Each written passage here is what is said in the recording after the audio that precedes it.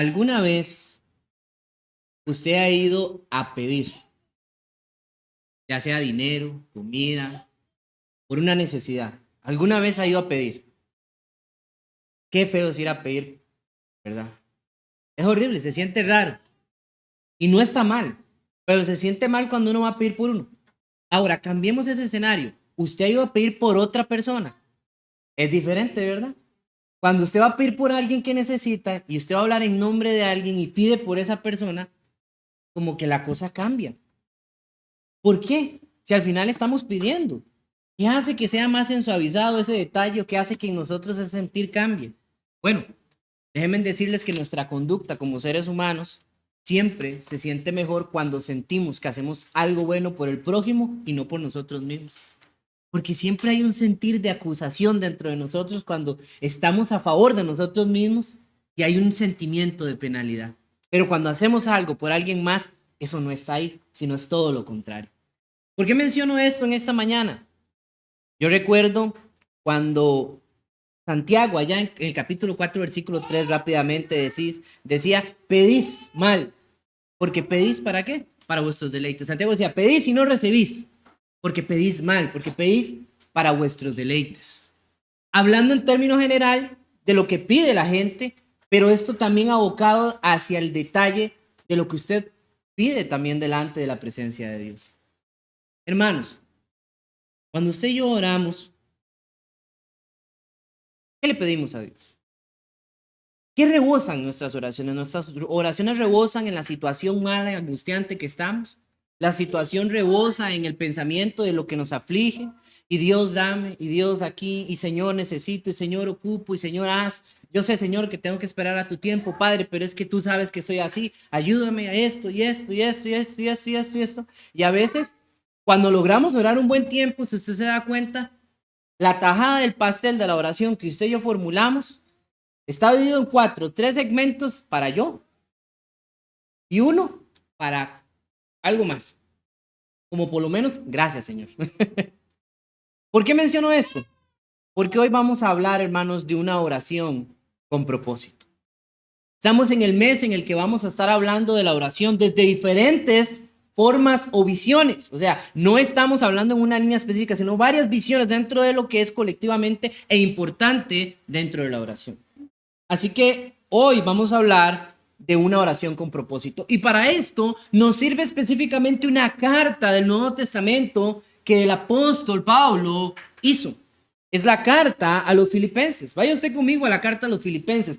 Toda la carta a los filipenses es sumamente interesante porque en la carta de los filipenses Pablo les está revelando a los filipenses mucha información. De hecho, si no hubiera sido por esta carta, no hubiéramos tenido nosotros algunos textos tan esenciales como no vivo yo, sino vive Cristo en mí. No hubiéramos tenido ese texto que me dice y se despojó, y Jesús no vio el ser semejante igual a Dios como a cosa que aferrarse, ¿se acuerdan? Sino que se despojó a sí mismo. Y muchos otros pasajes, como donde Pablo dice, yo sé vivir en lo bueno, yo sé vivir en la escasez como en la abundancia. Entonces, cuando todas esas ideas las vemos ahí, son muy importantes para el cristiano y reflejan en nosotros una idea cognitiva esencial. Pero usted sabía que Pablo lo que está haciendo en esta carta es revelándole a los filipenses lo que hay en sus oraciones.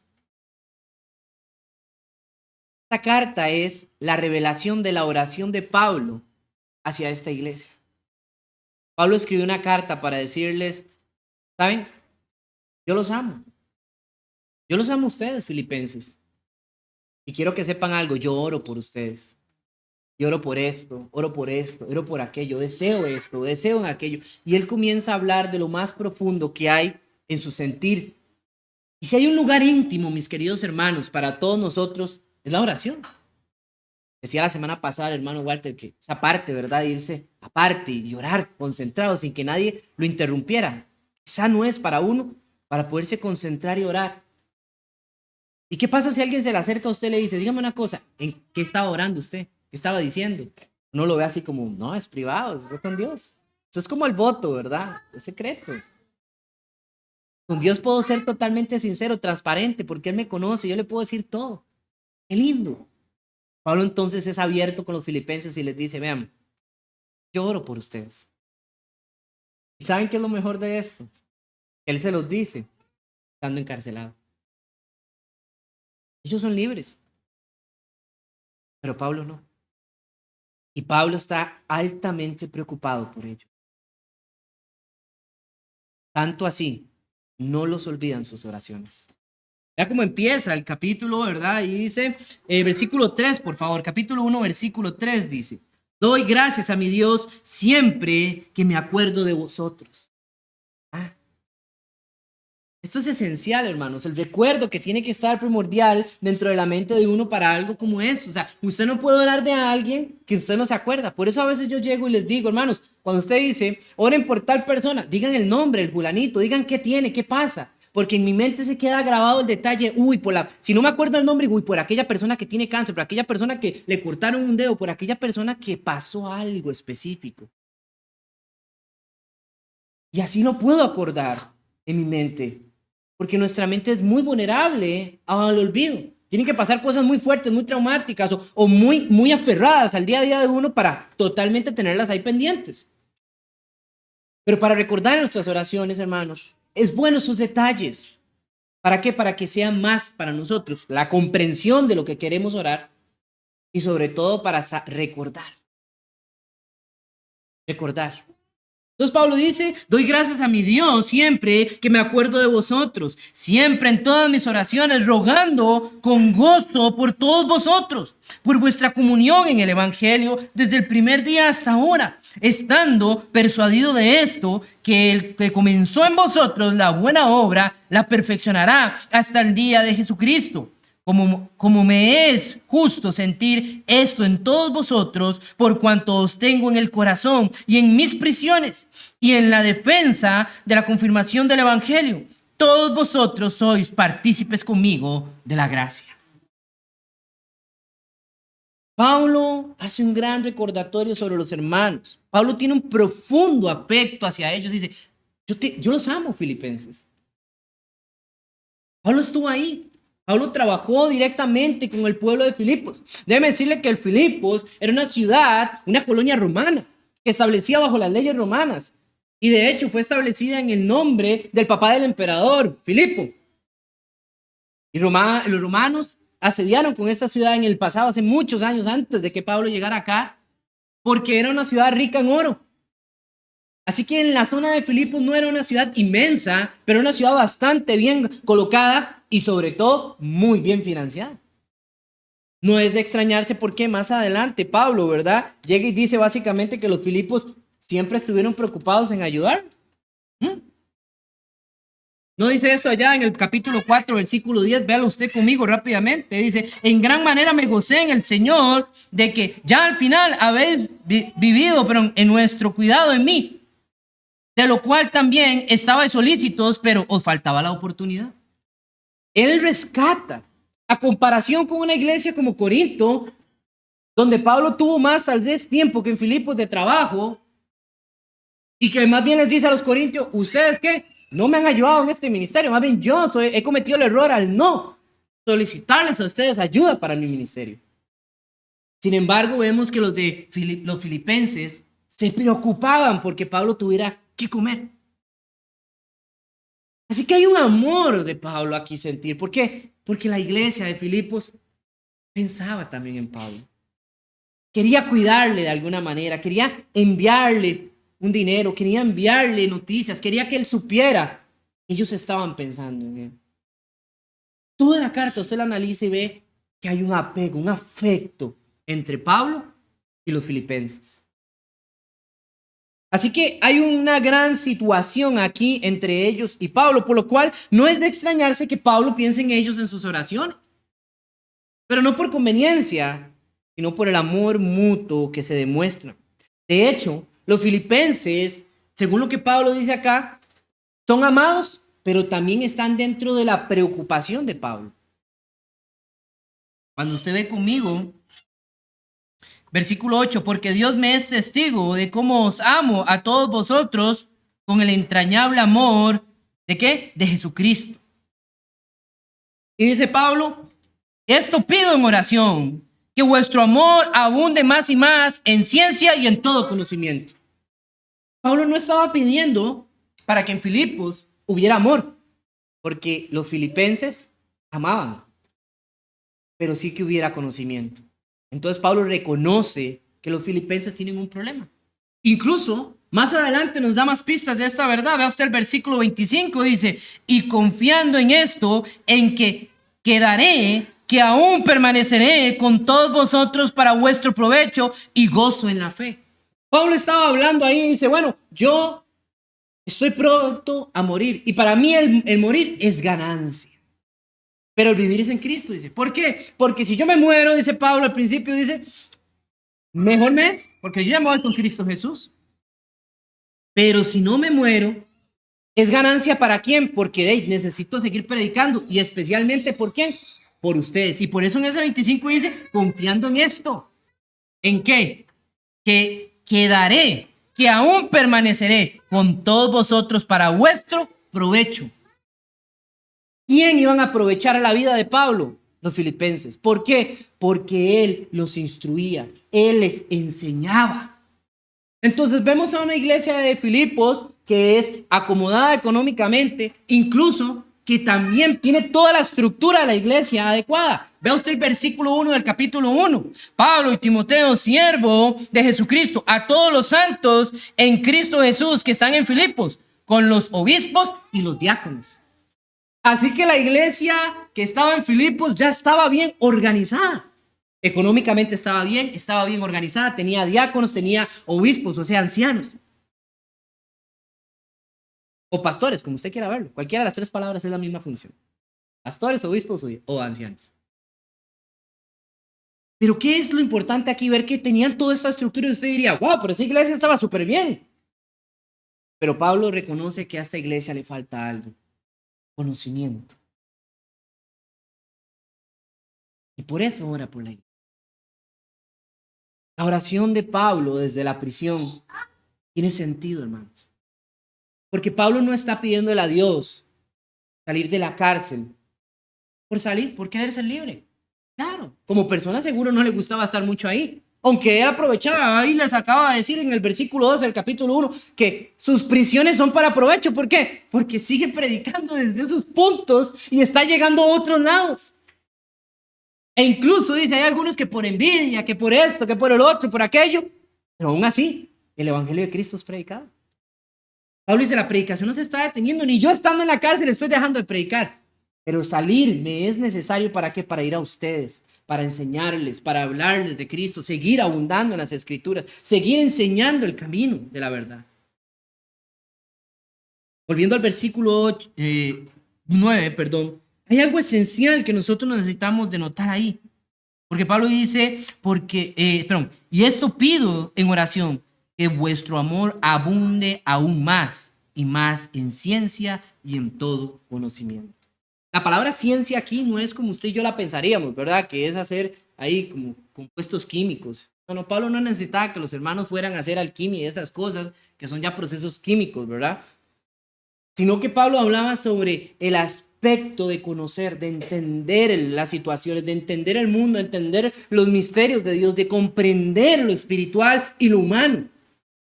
¿Y cómo sé yo eso? Porque Pablo sigue diciendo, vea, para que aprobéis lo mejor, a fin de que seáis sinceros e irrepresibles para el día de Cristo. O sea, esa información, hermanos, les ayuda a ¿qué? A discernir. ¿Se acuerdan la predica de la vez pasada? Usted no puede discernir sin ¿qué? Sin conocimiento. Entonces Pablo, vean que está total y absolutamente centrado en un punto. Mis hermanos ocupan conocimiento. ¿Recuerdan lo que decía el libro de Oseas allá en el capítulo 4? Y Jesús lo replica. Mi pueblo se perderá. ¿Por qué? Por falta de conocimiento. ¿Cuánta gente usted ve, cuánto hermano usted ve que trabaja con pasión, con amor, que tiene amor a Dios? ¿Cuántas personas usted no ve en este montón de sectas que van y aman a Dios, que creen fervientemente? Pero ¿qué es lo que les falta? Conocimiento. Hermanos, el conocimiento es esencial para no perderse en el camino. El conocimiento es esencial para obedecer a Dios. El conocimiento es esencial para que usted y yo vivamos una vida agradándole al Señor Todopoderoso. Así que Pablo dice exactamente esto, que él ora para que ellos tengan conocimiento, para que puedan tomar buenas decisiones, para que ellos sepan entender lo que está. Pero él dice ahí, y hay una palabra hermosa que Pablo utiliza en ese versículo 10, para que probéis lo mejor. ¿Qué es probar lo mejor? Vaya usted a Filipenses, ahí mismo 4, capítulo 4, versículo 8. Todas las vueltas las estamos haciendo en Filipenses. Vean ustedes, por toda la carta nos estamos manejando. Vean qué importante esto. Capítulo 4, versículo 8. Yo sé que usted se lo sabe hasta de memoria. Dice, por lo demás, hermanos, todo lo que es verdadero, todo lo honesto, todo lo que es justo, todo lo puro, todo lo amable, todo lo que es de buen nombre, si hay virtud alguna, si hay algo digno de alabanza, en esto pensad. Pero no se queda ahí el pasaje, siempre estamos acostumbrados a solo leer el 8. Vean el 9. Lo que aprendisteis y recibisteis y oísteis y visteis en mí, esto haced. Pensad, haced. Son las dos palabras claves cuando usted llega a esta parte del texto. Pablo dice que en nuestra mente abunden los pensamientos buenos y que nuestras acciones abunden las acciones correctas y loables delante de Dios. En esto pensad, esto haced. Él no está ahí, pero les dejó algo importante, hermano. Les dejó un buen ejemplo. Yo no sé si usted puede apreciar acá, pero Pablo está sumamente preocupado por los filipenses. Los tesalonicenses pasaron algo similar y hasta peor que los de Filipos. Pablo solo estuvo en Tesalónica una semana y él escribe 2 cartas para tratar de poder poner en regla algunas cosas que se dio cuenta que los tesalonicenses estaban haciendo mal. Y cuando usted ve esto y ve desde el capítulo 4 también algunos detalles, se da cuenta que hay hermanas que están teniendo problemas, que hay hermanos que están teniendo conflictos. De hecho, en los filipenses, por causa de no tener conocimiento, están habiendo divisiones. Es triste, hermanos, pero la falta del conocimiento del Señor ha puesto que los hermanos tengan divisiones. Vea usted el capítulo 1, versículo 27. Capítulo 1, versículo 27. Solamente que os comportéis como es digno del evangelio de Cristo, para que os sea que vaya a verlos o que esté ausente, oiga de vosotros que estáis firmes en un mismo espíritu, combatiendo unánimes por la fe del evangelio. ¿Qué estaba faltando? Había amor, había dinero, había organización, pero faltaba conocimiento y faltaba unidad. Todo el ruego de Pablo desde sus prisiones estaba centrado en sus oraciones a Dios por las iglesias donde él compartió, donde él vivió, y aún aquellas que ni siquiera conocía. Pablo oraba más por las iglesias que por sí mismo. Pablo se enteraba, él estaba preocupado, él quería saber qué pasaba en las congregaciones y por eso oraba y enviaba una carta a ayudar. No, Pablo dice, para mí el vivir es en Cristo, no es un juego, hermano. No es un eslogan que usted llegue y pone en la pared y dice, para mí el vivir es en Cristo, pero eso es lo que usted menos hace, vivir por Cristo. Cuando usted se hinca, hermanos, y ora, ¿cuántos nombres concretos en su mente usted nombra oración? ¿O es más fácil decir por toda la iglesia? Porque no sabe ni qué le pasa a los hermanos de la iglesia. No sabe qué tiene la hermanita Julanita, qué tiene la otra hermanita Sutanita, el hermanito Menganito, el hermano Sutanito. Porque a veces no estamos interesados. Porque a veces vemos la iglesia como un club social. Es bonito venir acá, tomar el break, ¿verdad? El desayunito, la meriendita. Es bonito recibir la clase, aprender información de Dios. Pero ¿qué pasa en los otros 6 días que estamos fuera de estar en esa comunión? ¿Qué pasa? ¿Dónde está nuestra mente? ¿Estresada en el trabajo, en la familia, en las situaciones? Claro, obviamente. Pero oramos, ¿no? Porque si no estamos orando, hay un problema. Y si nuestras oraciones estamos como el anuncio que había hace años que hablaba y decían de Yoyito, todo soy yo. Tenemos un serio problema. Quiero dejar esto en claro. No es que orar por nosotros esté mal. No, claro, si necesitamos llevar nuestra plegaria al Señor. Pero ¿qué abunda en nuestras oraciones? Porque no todo el tiempo estamos mal, hermano. Yo puedo entender que usted esté afligido. ¿Qué? Dice Pablo ya hablando a los Corintios, al final de la carta a los Corintios, en la segunda carta a los Corintios dice, y de esto 3 veces he rogado al Señor, hablando de su aguijón en la carne. Y el Señor me ha dicho, bástate mi gracia. O sea, aguánteselo. No se lo voy a quitar. Usted confíe en mí. Me duele, Señor. Es como un emisario de Satanás que viene a bofetearme. Bástate mi gracia. Esto es muy fuerte, hermanos. Pablo ya entendía esto. Entendía que Dios estaba al cuidado de él. Entendía que él estaba ahí. Y que hay cosas que Dios nos va a quitar, que estorban, que molestan a nuestra vida. Y hay cosas que Dios va a permitir que sigan estando ahí como un estorbo para que usted y yo, ¿saben qué? Estemos anuentes a doblar las rodillas. Porque si todo está bien, ¿sabe qué va a pasar? A usted se le olvida orar. Cuando todo está fácil, cuando todo eso pasa, usted se le olvida orar. Aún más, yo le digo una cosa. Cuando usted tiene abundancia y usted saca ahí, pone la comida y todo tranquilo, usted ora, gracias, Señor, eso es todo. Pero pase 2 días sin comer, comiendo así a pochitos de tal vez un pedacito de pan y agua. Y después de eso sirvan en un platito de arroz, frijoles y un salchichoncito para que vea usted cómo le va a dar gracias a Dios por eso. Dígale al que no tiene que comer, ¿cómo ora? Pues, agradeciendo por algo. Mi énfasis aquí, hermanos, es entender que la oración tiene un valor tan grande delante de la presencia de Dios, porque nosotros nos estamos expresando directamente al Dios Todopoderoso. Tomando en cuenta todo lo que el hermano Walter predicó el domingo pasado sobre la reverencia y la responsabilidad que tenemos que tener al acercarnos a Dios, es aquí mi punto. Nuestras oraciones deben de estar más llenos de mi prójimo, de mi persona. Mis oraciones deben de estar enfocadas. Mis oraciones deben de estar visualizadas como un propósito más grande que yo. ¿Quién es más grande, la iglesia o yo? Hermanos, yo a veces oro solo por mí y dejo a la iglesia de último punto. Pero cuando yo oro por la iglesia, que es más grande que mi persona, si a la iglesia le va bien, ¿sabe qué? A mí también me va a ir bien. Vean qué interesante, porque la iglesia es el cuerpo de Dios y yo soy parte de eso. Es como que una uña solo ore para que, ay, no me ensucien. Pero si la uña ora para que el cuerpo se mantenga limpio, la uña va a estar bien. Y a veces estamos errados porque no estamos viéndolo claramente. La iglesia, el cuerpo de Jesucristo es algo importante y Pablo lo entendía.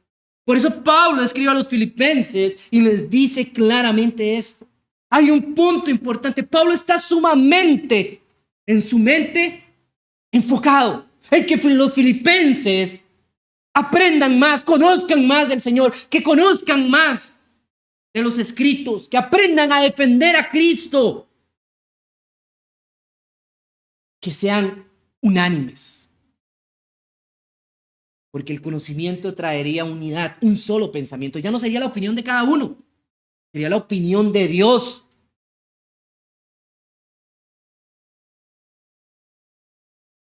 No hay nada que decir ahí. Cuando todos somos unánimes, hermanos, estamos funcionando como un cuerpo. El cuerpo está bien, cada parte lo estará. Y si alguna parte se hiere, el cuerpo duda. Dígame, si usted no se golpea el dedo gordo y no se lo mete a la boca. Es raro, ¿no? ¿Por qué hacemos eso? O nos lo sobamos. Porque hay una sensación en el cuerpo de hacer algo de la parte herida como para chiñarla, como no te sientas mal. Si la iglesia está bien, hermanos, cada uno de los miembros, aunque suframos o que tengamos alguna situación, un provecho mayor. Y Pablo lo entiende. Ahora, el versículo 10 y 11 del capítulo 1 dice algo importante sobre la objetividad que tenía esta oración en Cristo Jesús por Pablo. Dice, para que aprobéis lo mejor a fin de que seáis sinceros e irrepresibles para el día de Cristo, lleno de frutos de justicia, que son por medio de Jesucristo para la gloria y la alabanza de Dios. Y hermanos, ser ejemplar. Si están con conocimiento, si son unidos, ustedes van a dar frutos de justicia. Que son no para gloria suya, para gloria de Dios. Qué bonito esto, hermanos. La oración de Pablo pensaba no solamente lo que a la iglesia le hacía falta, sino también decía, dentro de ella, estaba enfocada en lo que él quería que la iglesia hiciera. Pero lo que él quería que la iglesia hiciera no era lo que a Pablo le daba la gana que la iglesia hiciera, sino lo que a Dios le encantaba. Pablo les dice, hermanos, yo he orado para que ustedes tengan un resultado delante de Dios agradable. Que la gente que los rodea glorifique a Dios. Que den que un buen ejemplo. Buen ejemplo. Vea usted lo que dice en el capítulo 3, versículos 17 y 20. Hermanos, sed imitadores de mí y mirad a los que así os conducen según el ejemplo que tenéis entre nosotros. Porque por ahí andan muchos de los cuales os dije muchas veces, y aún ahora lo digo llorando, que son enemigos de la cruz de Cristo. Voy a dejar una cosita ahí en pausa. Llorar. Pablo estaba hablando sobre buenos y malos ejemplos. Recuerden que toda esta carta él está revelando lo que él tiene en su corazón y lo que él ha orado a Dios por ellos. Y él les dice, hay personas que han sido buenos ejemplos para ustedes. ¿Quién? Yo y algunos que ustedes conocen que se han conducido. De hecho, él les dice que él les va a enviar a Timoteo, que casi muere, pero gloria a Dios está vivo porque no puede confiar en alguien más que como en Timoteo para que vayan de ellos. Porque él está preocupado. Para que tengan conocimiento, para que sean unidos y para que sobre todo den un buen ejemplo. Y él dice, imitad. ¿A quién? A mi persona. No porque él fuera algo, sino porque Pablo se enfocaba en imitar a Jesucristo. Imitad a aquellos que han venido y han demostrado ser cristianos, porque hay algunos. Y ahora sí, lo digo con lágrimas en los ojos, dice. Ustedes han visto, hermanos, aquellos que dicen ser cristianos. Que si yo soy cristiano, y usted los ve pecando, usted los ve errando, ¿son cristianos o son solamente creyentes? Es importante analizar esto. Un creyente es alguien que dice, sí, creo en Dios, creo en Jesucristo. Es creyente. Un cristiano es alguien que vive como Cristo. Y eso es una gran diferencia. Y Pablo dice, hay quienes dicen ser algo y no lo son. Su resultado se lejana. Cristo Jesús. Yo lloro. Pablo dice, yo lloro por estas personas. No como cuando usted y a mí, que nos da chicha, ¿verdad? Que me da tanta cólera, no puedo decir nada y quiero llorar por lo mismo. No, no. Yo lloro, ¿por qué? Porque tiene un sentimiento profundo de dolor al ver a aquellos que van en un camino distinto al que deberían de ir, un camino lejano a Dios, y dicen ser siervos y siervas de Jesucristo. Decirlo es fácil, vivirlo es otra cosa. Y sobre todo, que sea evidente para la gloria de Dios. Así que Pablo está muy claro en su oración. Él está en la prisión, él está en la cárcel, él podría estar orando más y más por él, pero no está tan preocupado que anda viendo cómo desde la cárcel manda cartas a las iglesias. Está preocupado por sus hermanos, escucha lo que ha pasado y él dice, yo oro por ustedes, hermanos. Y saben que le pido a Dios que me saque de estas prisiones. Si usted lee toda la carta a los filipenses, va a ver que Pablo pide esto.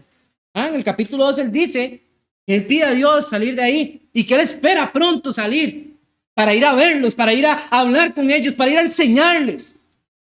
¿Saben qué es lo más angustiante de todo esto? Que Pablo no pudo ir a verlos. Pablo nunca pudo ir a verlos. Porque después de sus prisiones, Pablo murió. Él fue asesinado. Pero les dijo una carta En esa carta les decía, yo oro por usted. Saben, hermanos, a mí no me gusta hablar de mi vida.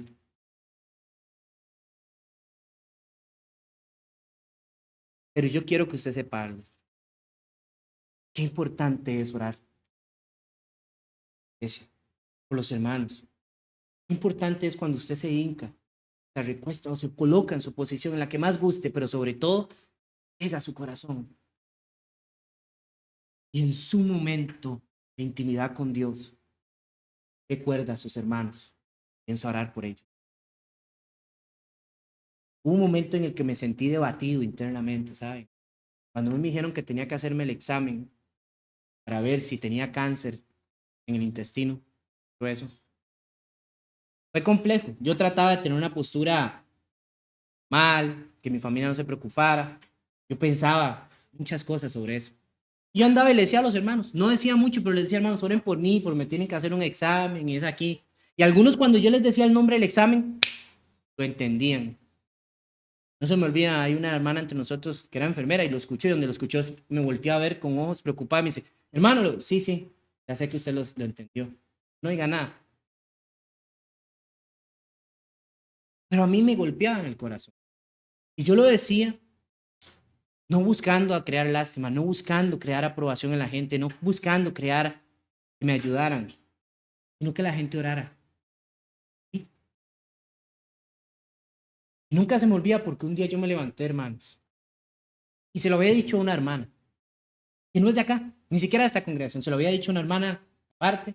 Y un día me levanté, era como un lunes, un martes, y vi un mensaje a las 4 de la madrugada de esa hermana, pero yo había olvidado que yo ya se lo había dicho, ya han pasado muchos días. Y a las 4 de la madrugada me puso, hermano, quiero que sepa que acabo de terminar de orar por usted. Yo me sentí feliz. Y nunca se me olvida, yo me senté en esa cama y yo lloré, hermanos. No me cuesta llorar, no por orgullo, porque yo prefiero que mis lágrimas sean por amor, por cosas.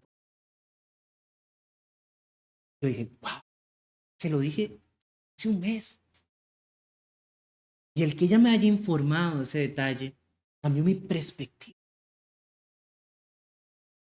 Esa hermana tiene más problemas de enfermedad que yo. Esa hermana la pasa seguramente más mal que yo. Ella oró por mí. A las 4 de la madrugada se levantó a orar por mí. Yo no sé si es habitual en su horario o si solo lo hizo especialmente por mí. No sé. Pero lo que quiero decir es que orar por nuestros hermanos es algo importante.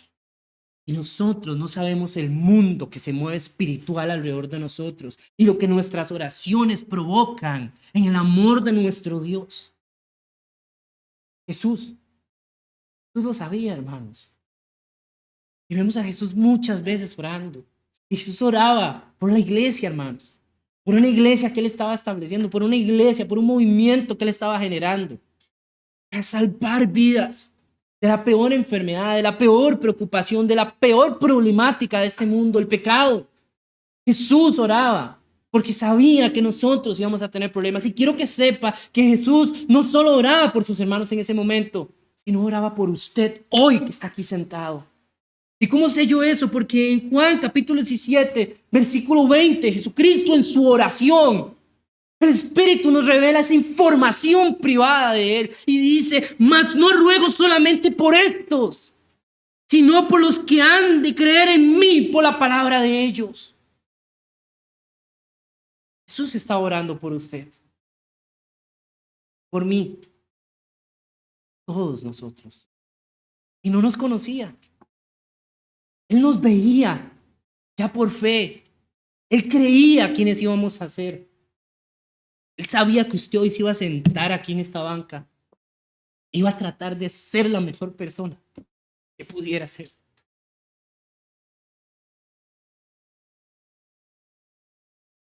Y por eso fue a la cruz, hermanos. Usted y por mí. Todos nosotros. Nunca subestimen que pueda hacer su oración. Ore por sus hermanos. Ore por las personas enfermas. Ore por las personas que necesitan trabajar. Ore por los que usted no conoce y se van a sentar algún día en esta banca o en algunas de todas las regiones de todo el mundo y van a glorificar a Dios como usted y como yo cada primer día de la semana.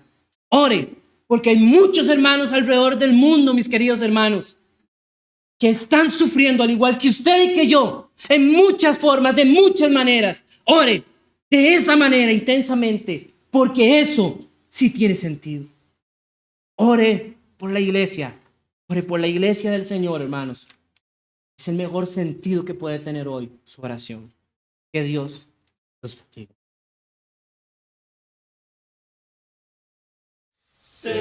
Cerca de ti, Señor, quiero morar.